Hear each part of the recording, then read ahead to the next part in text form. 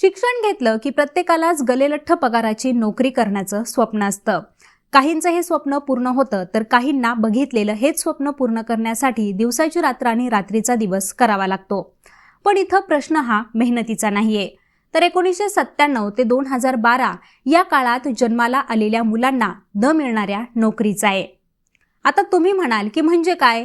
तर 1997 ते 2012 या काळात जन्माला आलेल्या मुलांची पिढी ही आज जनरेशन झेड म्हणून ओळखली जाते. याच मुलांना अनेक कंपन्या चांगलं शिक्षण घेऊनही नोकरी देण्यास तयार नसल्याचं समोर आलंय. याबाबत नुकताच एक सर्वे देखील करण्यात आलाय आणि यात अनेक कारणांचा पाढाही वाचण्यात आलाय.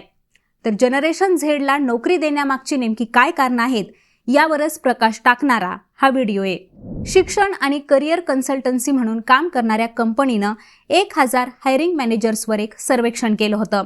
याच सर्वेक्षणातून असं दिसून आलं होतं की जनरेशन झेड तरुण हे अनेकदा अशा नोकऱ्या निवडतात ज्या त्यांच्यासाठी योग्य नसतात किंवा ते त्या जबाबदारीसाठी तयार नसतात. एवढंच नाही तर या पिढीकडं योग्य संवाद कौशल्याचाही अभाव असल्याचं अधोरेखित करण्यात आलंय. जनरेशन झेडच्या कामगिरीवर अनेक प्रश्न उपस्थित केले जात असून सर्वेक्षणात दर 6 पैकी 1 कंपनी ही जनरेशन झेड पिढीतील तरुणांना नोकरी देण्यास कचरतीये. आणि याचं मुख्य कारण म्हणजे की या कंपन्यांना या पिढीतील कर्मचाऱ्यांच्या कामगिरीतून समाधान मिळत नाहीये. सर्वेक्षणातून असंही दिसून आले की 50% जास्त हायरिंग मॅनेजर्सनं जनरेशन झेड पिढीमध्ये कठोर परिश्रम करण्याचा अभाव असल्याचंही नमूद केलंय. एवढंच काय तर या पिढीच्या त्यांच्या बॉसबद्दल अवास्तव अपेक्षाही आहेत.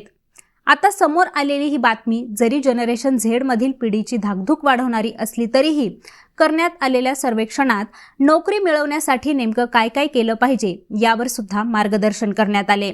यात प्रामुख्यानं या पिढीतील तरुणांनी नोकरी मिळवण्यासाठी कंपन्यांच्या गरजा समजून घेणं हे अत्यंत आवश्यक असल्याचं म्हटलंय. शिवाय वक्तशीरपणा आणि राजकारणाबरोबरच सोशल मीडियापासून लांब असणाऱ्या मुलांना नोकरी देण्याकडे कंपन्यांचा जास्त कल आहे. त्यामुळंच जनरेशन झेडनं या गोष्टी टाळण्याचाही सल्ला त्यांना देण्यात आलाय. आता मंडळी, ही माहिती तुम्हाला कशी वाटली ते आम्हाला कॉमेंट करून नक्की सांगा. आणि यांसारख्याच विषयांची माहिती मिळवण्यासाठी लेट्सअप मराठीला सर्व सोशल मीडिया हँडलवरती फॉलो करायला विसरू नका आणि पाहत रहा लेट्सअप मराठी.